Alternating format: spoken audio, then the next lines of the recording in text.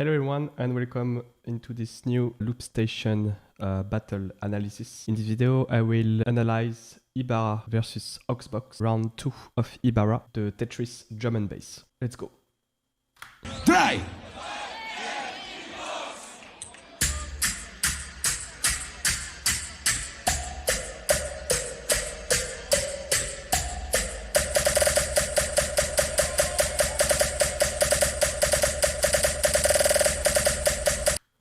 Okay, so the first thing he does is something that he does a lot in the tracks, is using hi-hats and a click to do this kind of very unique sound. It's something that I believe only Ibarra do. It's very unique and it's very good, so he does this a lot. So basically what he does, he will do one measure of hi-hats, then he will put on top of the hi-hats the click, and then he will use a beat repeat in order to repeat the sounds and do some funky beat. So here he does the hi-hats and the click.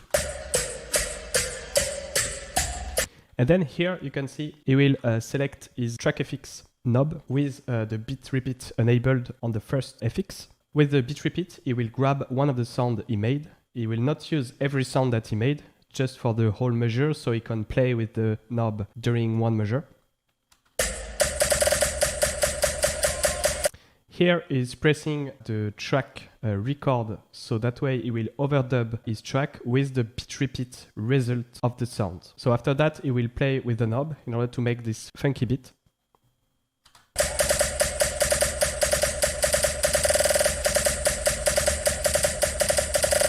And here is increasing the tempo.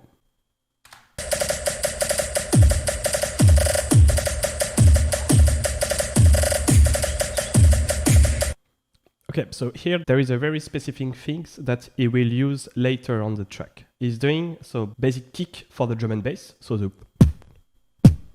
basic drum and bass kicks. However, at the end he will add on top of his kicks, so he does multiple layers of kicks, but on the first kick he will add a slight reverb, and I believe there is some lo-fi in it. I'm not sure about this, but I think there are some lo-fi or some other effects. So listen carefully of the latest sound that he will put on the kick.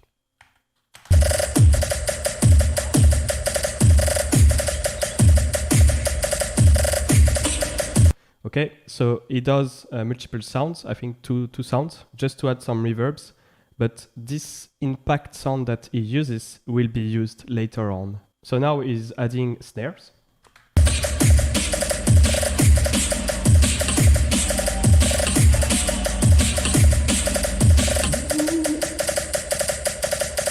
So here he's doing his melody. However, he fails to do the correct sound in the first try, but it's not a problem. He has his voice that go crack a bit. So he's like, ooh, ooh. He deletes the track and he starts again.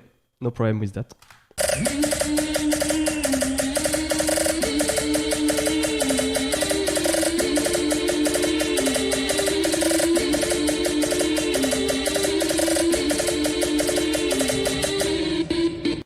Okay, so he does 3 layers of his melody. If you noticed, during the whole intro of the song, he uses a lot of effects. I think at least 2 input effects are enabled at all time. I think there are a lot of reverb, especially for the snare, the hi-hats, and the kick, specific kick sound that he does. And for the melody, I believe he uses almost nothing. Maybe reverb and chorus, but that's it. So yeah, also you noticed he enabled slicer on the track FX. So right now he has I believe all the effects enabled. There is a slicer, there is a reverb, track FX B and track FX C are taken. The first one, if you remember correctly, that was a beat repeat. So maybe if we seek a bit just before he enabled everything and before the light goes green for some reason, I believe we can see that he has only 2 effects enabled. I think we can see 2 effects. So now he's tapping on the effects to change them.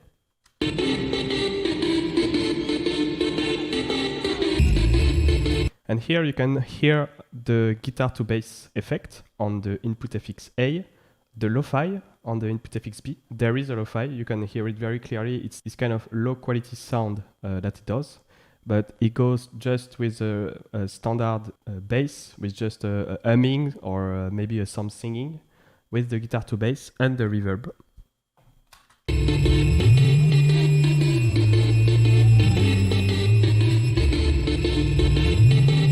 Yeah, I think we can see pretty clearly that there are only 2 effects enabled. I don't think you will see it, but the first one is not enabled. It's not red.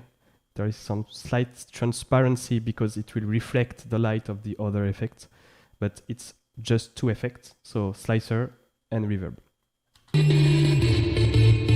And now, if you read correctly, he enabled the effect on the track guitar to bass. So in order to do that, let's rewind. He will double tap on an effect and then tap on the edit button of the track it just made.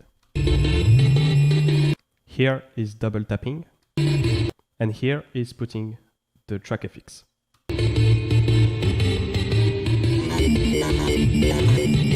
So after that, he will switch the guitar to bass to a filter. We can see it, I believe we can see it just right now. Yeah, so here is double tapping on the first effect to select it, so the guitar to bass.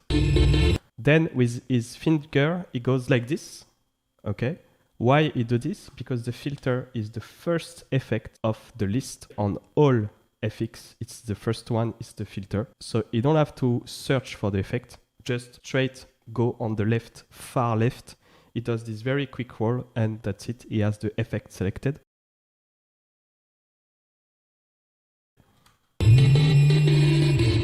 And then he can worry about something else. He adjusts a little bit the knob, so that way he has the cutoff of the filter he wants, and then he can sing the rest of the song.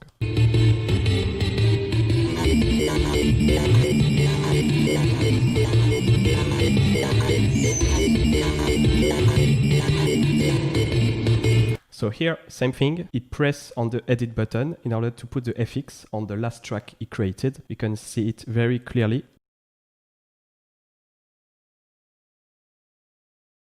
Here, at this point, he has tap on the edit button. So I found a frame where you can see all the tracks that have the effect enabled. The 5th one, the 4th, and the 3rd, which contains the melody, the bass, and the last track he made, which is another melody. And now, just show off with his fingers, like he always do, and he will put back the drums, which are playing, but are muted by the fader.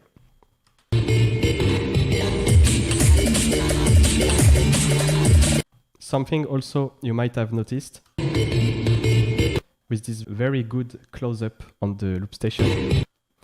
You see his hand here. He will press on the second button in order to remove the slicer. I think he also removed the reverb. Let's see. Yeah, you can clearly see here, it's the end of the video after, but you can really see his 2 fingers on the 2 effects. So when with his left finger he puts the drum, the hi-hats and everything, he removes the slicer and the reverb.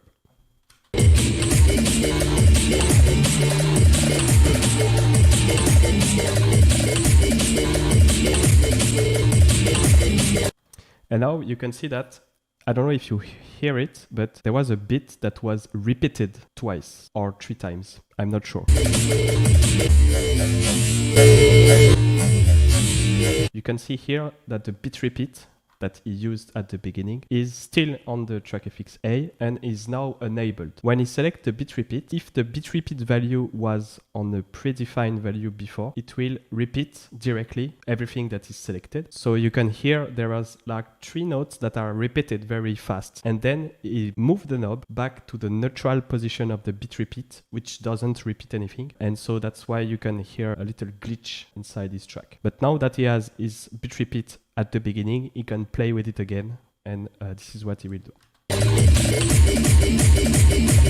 Okay, so here also the first track is being recorded. So he has the bit repeat on, I believe, almost all of his track, except the hi-hats. And you can hear that the kick is repeated. And that's where I wanted to go with the kick he made at the beginning, with that kind of impact. Is repeating this specific kick in order to make this punchy kick with this rhythm, bam, bam, bam. So he's pressing the record button, so that way it will be used later on without using the bit repeat afterwards.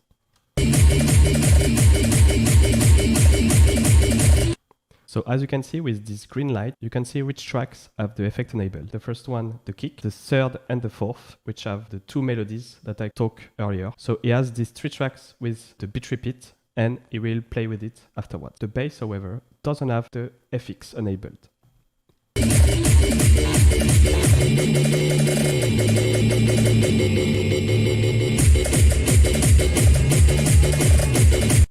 So right here is removing the bit repeat. Then he will find a sweet spot for his song and try to repeat that. And afterwards, he will enable the slicer that he used before in order to make this drop.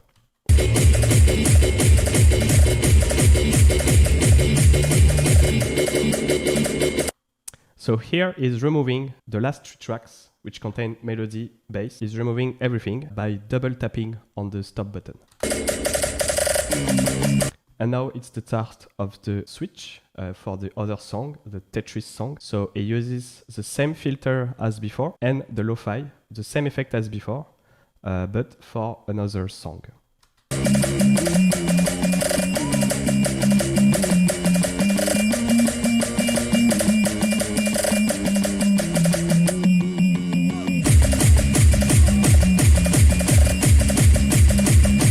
And now if you watch his end, you will see he will select the filter on track FX. I'm pretty sure it was the A. And he will do the same thing as before, using his whole hand to scroll through the list and go straight to the filter. The other way, sorry.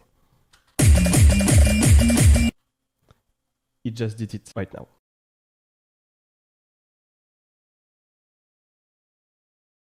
And now he will tap on every edit button in order to put the filter on every track. And now he uses the knob in order to reduce the filter, so that way you have everything is filtered. I'ma play you, I'ma play you, I'ma play you, yes I'ma play you, I'ma play you, I'ma play you, I'ma play you like a video game.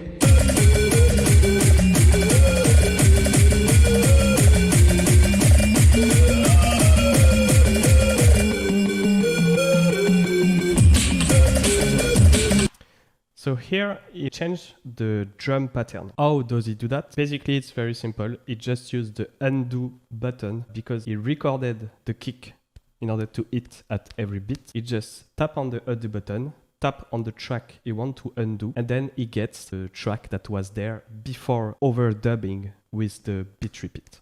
And then he continues with his singing. He doesn't record anything else, okay? There are only 3 tracks, the kick, the hi-hats, and the bass line.